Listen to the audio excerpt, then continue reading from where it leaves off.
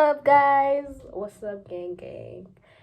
I just forgot that some of my nails are off, some of my nails are on, so I forgot to get. Whoa! I keep forgetting to buy acetone. Anyways, that's not the point. So don't take note of that. Take note of me and the information, because today it's like a more educational video. Like, yo, I'm always vibes, just trying to. Today I'm serious. It's educational.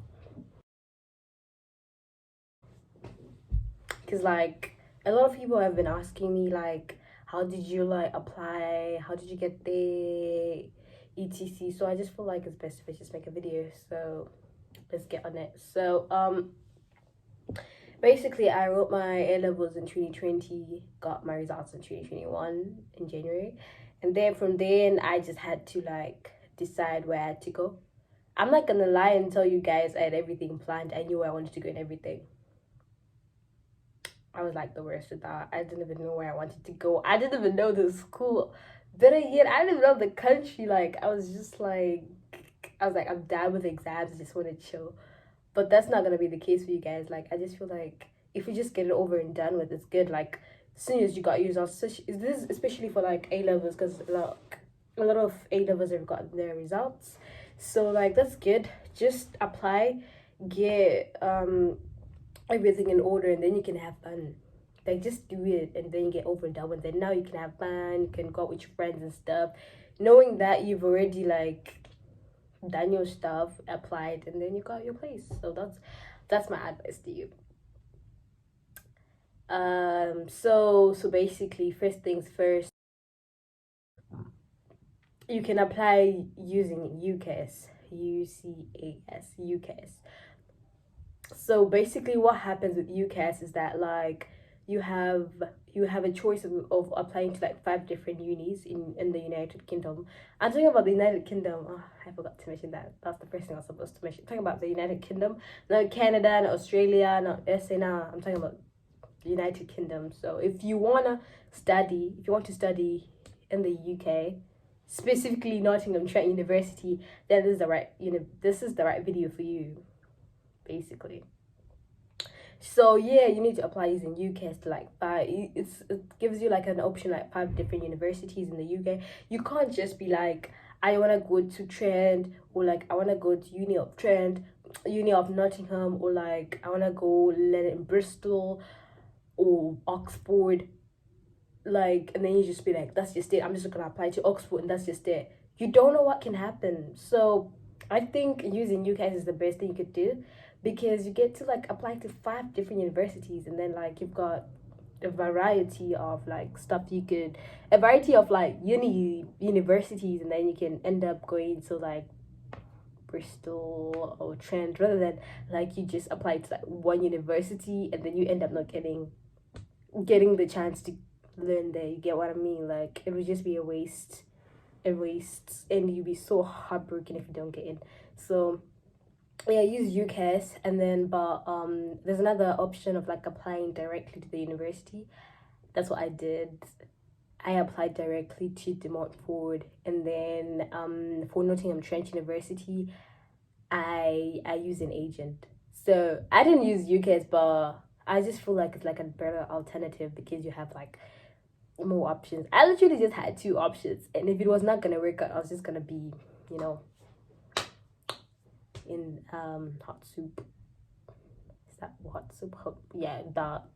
Like, I was gonna be in trouble because I just applied to 2 schools, and I'm just like, yeah, I'm done. Anyways, so you have to, like, in order for you to apply using UCAS or like directly, you have to have a motivational letter. So basically, motivational letter, you're just supposed to like write why you want to go there, like why do you want to go to that school, why are you applying there, what do you want to study, what motivated you to study there or to study that specific program you want. And yeah, so I think in terms of that, you could like look up for like other motivational letters that people have that are good. Just make sure you do your research about that school before you apply.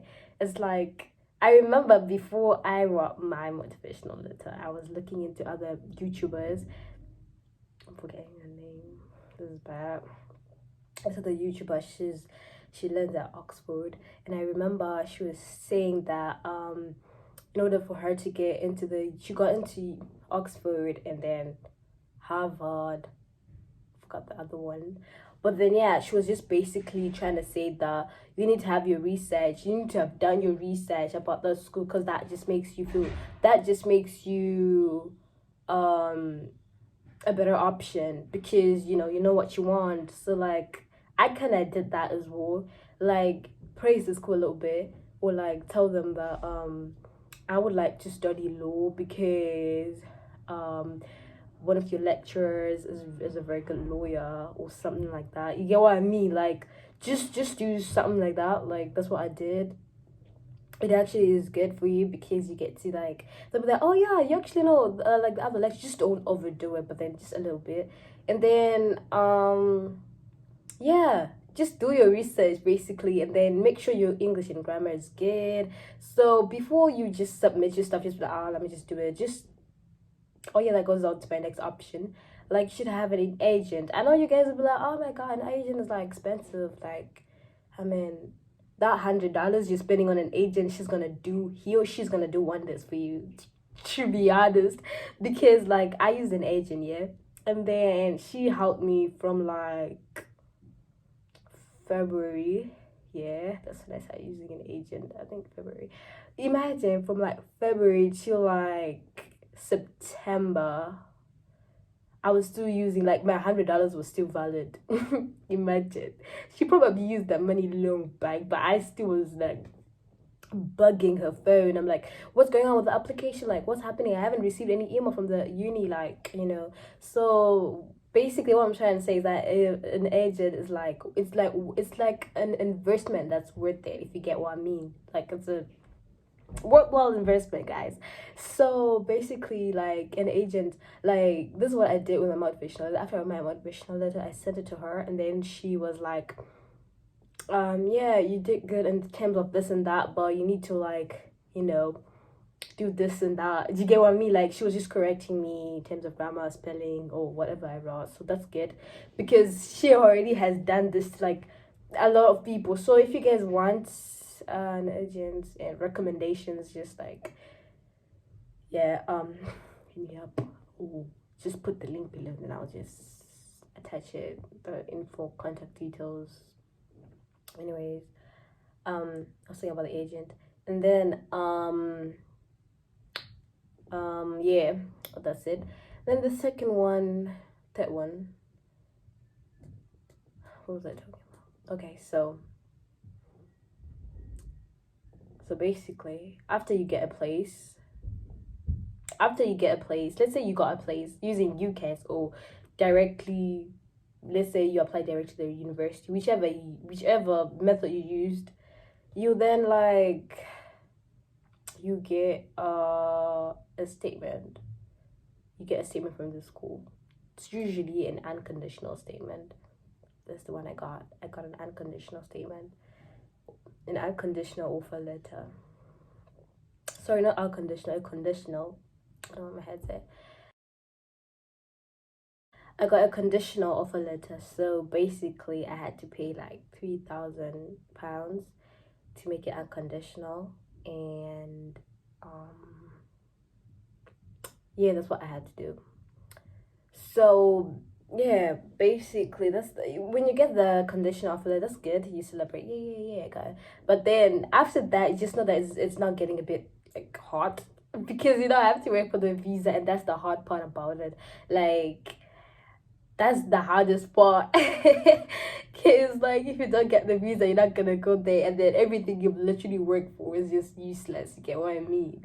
That's why I recommend, guys, please use an agent. Like, I remember people telling me use an agent. I was like, oh no, do I really need one though? Do I really need one though? Like, you can make it without an agent. Yeah, you can, but like, An agent just makes your life easier. All you have to do is to pressurize the agents so that they do their work. Like, imagine what's better, pressurizing the agents to do their work, or you being pressured by the school and all that.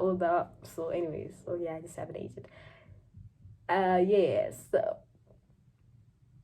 So yeah, I already mentioned that you need to have £3,000. Yeah, and then you also. So now I'm talking about the visa, like how you get the visa process done. Yeah. So you need to have money in your account for at least 30 days. That it should have like your living expenses. Yeah. Um okay, so it differs. If you're living in London, it's way more expensive than living outside London. So Nottingham is outside London, so it's a bit cheaper compared to like the living expenses you're required to be having in London. Okay, so in total it's like spaced in like 9 months. So it's like 1,000 something per month. So it's probably like 9,000 something pounds. I'm gonna put the exact figure on the screen because I just don't want to be like I've told you it is an amount and then it's not the one. You get what I mean? So I'm just gonna put the figure on the screen so like you guys know what's up. And then so after you've done that, make sure it's there for 30 days. 30 days, not like less than that because that can cost you getting a visa. So just make sure you just do the right thing. And then oh yeah, I really have to mention this is really take note. They don't accept money from like a company. Like if it's like your parents' company, they don't accept it. It has to be like a personal account. So make sure like it's not a company account. Like they have to move the funds. Like your parents have to move the funds from their company account to their personal account because if it's a company account, they're not gonna accept it. Yeah, that's very important because you'd be like, oh, we already got money using that company account. They're not gonna accept the company account. I don't know why. It's just like that. And then afterwards, okay, guys, I'm just gonna tell you what I did. I feel like things have changed since I came. Considering the whole COVID situation, but I'm just gonna tell you what I did. If they have changed, that's good. If they haven't, then you can the information can be valid. If it's not, I don't know. But I'm just gonna tell you what I did. So basically, I have to have a TB test. I got my TB test. So I got my. All right, guys. So like, you need to get your TB test from like IOM. This is like in Zim. I think it's international. I'm not too sure about that. I'm not so sure about that. But like in Zim, you need to get it like IOM. They're very specific about that. So don't just go get your TBTs. It's like personal doctor somewhere. It has to be IOM. Like that's just how it is, guys. Don't be like, wow. Just do these things because like if you start from your head, it ends up costing you. So just make sure you like get from my end. I don't know if it's changed, but it was for me. It was like $165 for me to get the test. Yeah, that's a bit pricey for a TB test, but yeah. So it was 165 for the TB test, and then I had to like book online, and then I had to wait for my turn. I actually got a date, and then I went got my TB test. It's actually not that much, honestly. They just asked me to like remove inner clothing, and then all I had to do was just to like put my chest on a I don't know this other machine thingy, and then it didn't really last for. Then they were like breathe in, and like breathe out. That's just it. That's just it, guys. For what? Anyways, so yeah, that's what I did. Then afterwards, I got my results. Was it the same day? Yeah, I think it was the same day. I'm not sure about that. But yeah, they will contact you, you leave your details obviously and stuff. But then you have to pay this at a specific bank. So just make sure you book online. That'll tell you where to like pay direct payment at the bank. So that when you then go for the appointment, they're gonna ask for a receipt or something to show that you paid at the bank, and you actually use those details that you paid for like at the bank, and then you just put them in the details when you're now putting your information and stuff for you to go for the appointment. Yeah, then they're gonna give you like you know, document like this. It's got yeah, something like this. I can't show you the rest, it's a bit personal, but it's something like that. Anyways, that's the document they'll give you, so that's one of the stuff you need to have. And then after you get that document, no, sorry, look at me saying document. After you get the TB test, yeah, after you get the TB test, then you start applying for your visa. So basically, you have to do it online first. Like you have to like log in online. So I remember my agent did it for me. I went to her office and stuff, and then she like logged in so that I could like have my own password and stuff. And then I logged in. Then I had to start putting information about me, like a lot of information. It was a bit long, but yeah, personal information. Like they even ask like what your parents do, their income and everything, what's your personal stuff. Like they have everything. They literally know you. You just get there like, damn man, you got a lot of stuff about me. I feel a bit vulnerable. But yeah, they will like they should, and you need to make sure that when you answer, you literally put in the correct details. So yeah, they even ask you like where you have traveled, the countries you've been to, and everything. It's like a lot. And then after you do that, you have to pay for your health search fee. It's called I I don't know. I'm not gonna. But it's like a health like insurance type of thing, so that you can go to your GP here and stuff like that. I don't have to pay when I got to see my GP because I've already paid for the fee you get. So you need to pay for the GP fee, the health thingy first. Then afterwards you submit with your visa application. After you submit your visa application and your health search fee, you then you basically just wait for confirmation, and then you send your details. That's when I have to go send, like, of course, like I told the, like on the when I'm like putting my stuff for the visa thingy, I was like putting my, you know, my academic results, everything. But now you have to like, you know, they want the actual documents so that they see what you've been saying is corresponding to what you have.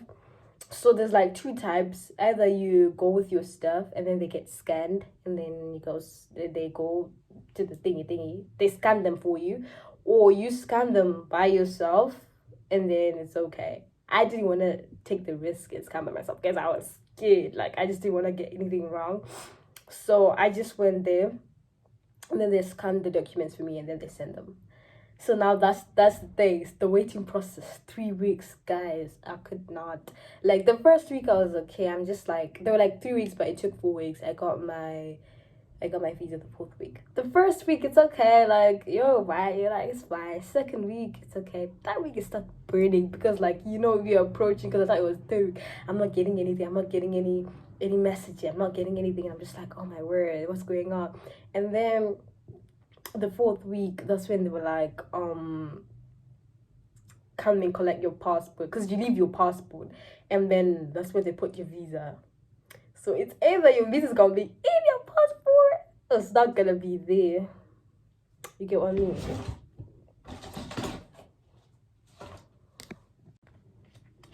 So basically they put your visa in your passport. Let me show you what it looks like.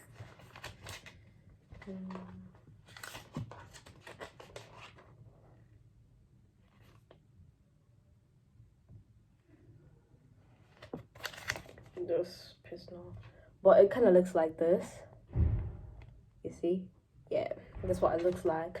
So basically they put your visa inside there. So when I got my passport, it was like in little package, and then I could feel like another paper inside. Like I could feel like a paper inside, and then I got it, and then I walked to the car. I went there with my mom, and my mom stayed in the car, and I'm like, just like, okay, just stop. I think she was as nervous as me. And then I came back. It was like in the little package thingy. But then I could feel the document thing. I was like, oh my god, maybe this is the we regret to form you document. I was like, I can't watch this. I can't like open it. I went back to the car. Guys, my hands were shaking. And then I opened the door. And then I sat down. And then my mom's like, what's up? And then I'm like, I don't know. I didn't open it. You opened it. The way my mom was so quick to open, I'm just like, nah. You're not the person feeling the heat. She's not the one feeling the heat. Guys, my dad was calling the whole entire day. And I'm just like, can you stop calling? Like, I don't think he even worked that day. He kept on ask, like, calling, hello, have you gotten the heat? I'm like, Dad, I see the appointment is at like 2. Okay, it's not even 2 yet. Like, it's like everybody was feeling the heat. Like, everyone was feeling the heat. I mean, my brother, he couldn't even eat properly. It's like, we like feel the same thing. Anyways, guys, my mom opened it. She opened it, and then I was like, what's up? She opened it, and then I'm like, why are you like reading the passport first? Why aren't you reading the document? But she's like, I don't care about the document. I'm going to like check the passport. And then she's like, it's in there. I'm like, but you haven't even looked properly yet. She's like, yo, it's there. Oh my gosh. I was like, finally, guys, because I was just like, I've just gone through a lot. I don't know how many times I went to my agent. She telling me like, Bianca, your documents are not enough. Go back. And I just was like, come on. I remember at some point, me and my mom were like, you know what, let's not listen to her, let's just go do it, because we were just tired. I don't know how many times I went to her office and she kept on going like, you don't have enough stuff, or like you didn't like photocopy some stuff or some I don't know what she would say some stuff, and I'm just like, dude, I have everything. I remember what happened is like, I went with my documents, right? And then she was like, nah, you don't have like, she was like, you don't have some other documents. This was just a pre-document check. It's not like the actual thing. It's not like she's gonna go submit. Then I was like, I'll just come with the stuff tomorrow. Then he's like, no, you have to come back tomorrow with the stuff, and then you make your appointment the day after. Okay, she's a bit thorough. I like that about her. But at that point in time, I wasn't even thinking. I was just like, dude, time is running out. Anyways, guys, I have a lot of stuff to talk about. So after you've gotten your visa, yeah, you have to book for your accommodation real quick. But honestly, I don't advise. I mean, I advise to do that, but honestly, I think if I could have just come here and then probably stayed like in an Airbnb or something like that, and then I look for like a very nice accommodation that I could like have gotten something I fancy. But what happened is like, I did stuff on the internet and stuff like that. So I was really just looking at, I thought this was like the best option. Come here. Then I actually found other nice, apartments and everything like that. But now I have to wait till like next summer. Anyways, but that's just it. So that's good. You get to learn a lot when you come here anyways. You can't just have everything in order. So after you book for your accommodation, you need to pay for the deposit to secure your place. And then you send information about you, and then if you have like a UK guarantor, then that's good for you and everything, stuff like that. And then you have to like, I don't think this matters anymore, the whole quarantine for 10 days. I quarantined for 10 days. It's not good for your mental health, guys, trust me. That's like another video for another day. But yeah, the good thing about it is that you get reimbursed, so it's good. Anyways, so at the airport, you need to make sure you have your CTM form. Guys, I don't know, this is like the second time like I visited Zim recently. I almost got left by the plane, guys, because of that. Guys, I don't know how to stress this out. A CTM form is important, whether or not Zim is in amber, it's in green, it's in whatever changes. They want to know, they want to have that CTM form. They want to know where you're going and everything, like where you're gonna end up staying. Because most people just be like, hey, I'm going to the UK. Like, where are you gonna be staying? where you gonna be staying? So that's a good thing is more about like having your accommodation, because you just be like, I'm gonna be at the accommodation and stuff. But still, I think your hotel's still okay. I don't know what about, but yeah, make sure you have your CTM form, guys. Your vaccination card if you have one. Yeah, and then you make oh, I think this one is quite obvious. COVID test. Get your COVID test. But this is like stuff like way after, way after, way after. Now you need to concentrate about the getting your visa and getting your place. But it's really not that difficult, to be quite honest. You just need to like be thorough, have a good agent, and then just leave it to God, guys. You can't do anything without God.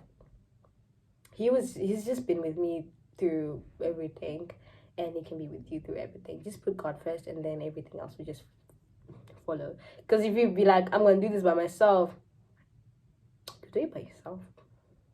Anyways, guys, thanks for listening. Thanks for watching. Bye.